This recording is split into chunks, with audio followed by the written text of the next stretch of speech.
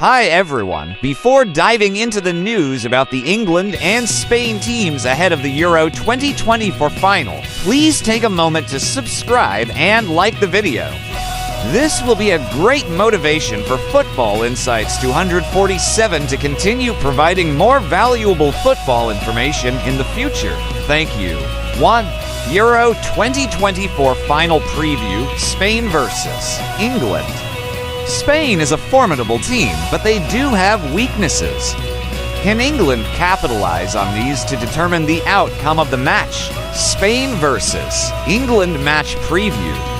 Spain has been the most impressive and convincing team at Euro 2024, following their 2-1 victory over France last Tuesday. La Furia Roja made history by becoming the first team to win 6 matches in a single Euro tournament without needing any penalty shootouts. As usual, Lamine Yamal has been the standout player, with his stellar performances at just 17 years old providing the inspiration Spain needed to solve their attacking issues that have plagued them for a decade.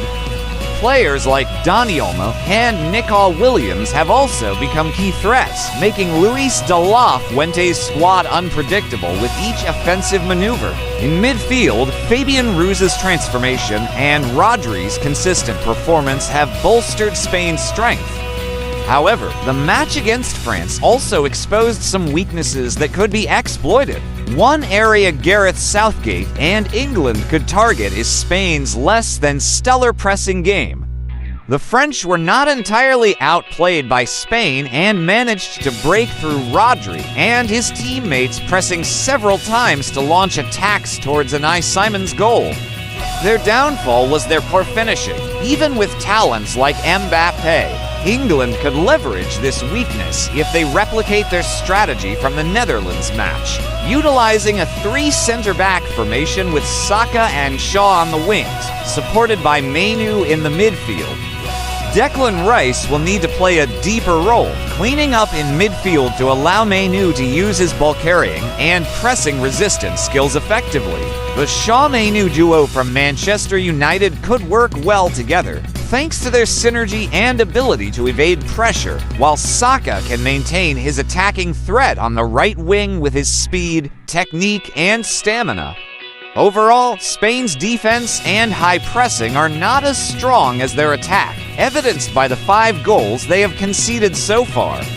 England will have opportunities to approach the Spanish goal, but the question remains whether they can capitalize on these chances. Harry Kane has had a less than stellar season despite scoring 3 goals and competing for the top scorer title. However, England still has Bellingham and Ollie Watkins, who are capable and willing shooters, as well as Ivan Toney, ready to shine from the bench. Southgate may not be as stubborn as he is often perceived and might even bench Kane for the final. Regardless of who leads England's attack, their primary objective will be to convert their chances decisively. England lacks the varied attacking options of Spain, so they must make the most of any scoring opportunities. The Euro 2024 final is likely to follow a classic pattern: Spain attacking and England defending, ready to exploit counterattacks. If England can hold Spain to a draw and force a penalty shootout, they might have a better chance of winning, given their extensive training for such scenarios. 2. Let the experts remain silent. Leave Southgate alone. There's a folk tale about a carpenter making a plow in the middle of the road, taking advice from everyone passing by and ending up with nothing usable. Gareth Southgate's situation with England is similar, if not worse. While the carpenter only had to focus on one plow, Southgate has to manage a team of 11 players and numerous tactical options. Unlike the carpenter who only hears a few villagers' opinions, Southgate faces countless critiques from TV experts, journalists, and social media. Criticism from former teammates. Since taking the helm, Southgate has faced immense pressure. Ironically, the more successful he becomes, the more criticism he receives. Even without winning a title, leading England to 4 consecutive quarterfinals in major tournaments is unprecedented. Southgate also came closest to winning a title when England lost to Italy in the Euro 2020 final via penalties. Unfortunately, some of the harshest critics are his former teammates who experienced the disappointments of Euro 1996 and World Cup 1998 with him. This can be explained through psychology. Southgate's success has shocked and perhaps even envied his former colleagues. For instance, Gary Neville and Jamie Carragher had illustrious careers at Manchester United and Liverpool, respectively, while Southgate was a relatively unremarkable defender at Crystal Palace, Aston Villa, and Middlesbrough, known mostly for his missed penalty in the Euro 1996 semi-final against Germany. These roots make it hard for his former teammates to acknowledge his coaching prowess. They are always ready to criticize him, even without just cause. Their primary criticism is his player selection, an argument that is always relevant and never outdated. If Southgate experiments with new players, he's accused of lacking faith in veterans. If he sticks with veterans, he's labeled as conservative. If he changes too much, he's seen as unstable. If he keeps the same strategy, he's deemed lacking courage. For example, after the match against Denmark, Carragher criticized Southgate for misusing Trent Alexander-Arnold and starting Harry Kane, Jude Bellingham, and Phil Foden. Following the victory over Slovakia, Gary Neville continued the criticism. We can't use both Kyle Walker and Kieran Trippier in a game where England completely controls the ball.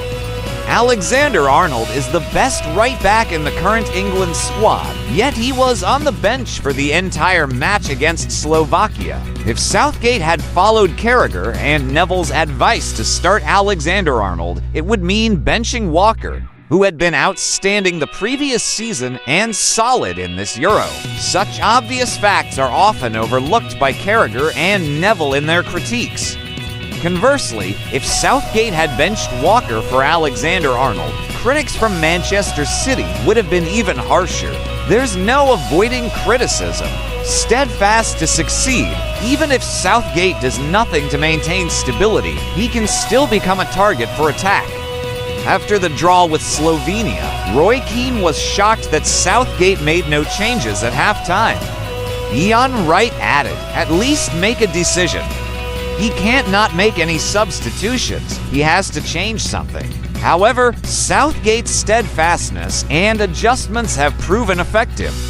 Kane and Bellingham, criticized for lackluster performances, remain England's top scorers. Foden, previously accused of disappearing, made a strong impression against the Netherlands and was unlucky not to score twice. Southgate ignored old friends' advice by benching Alexander-Arnold and starting newcomer Kobbie Mainoo to strengthen the midfield. The 53-year-old strategist showed his prowess by bringing on Cole Palmer and Ollie Watkins to seal the match against Ronald Koeman. England, once known for choking in crucial moments, has become a team that can turn the tide 3 times in the knockout stages of this tournament. This transformation is due to a coach who remained steadfast amid hostile criticism. If Southgate were not strong, he would have followed the Carpenters' path long ago.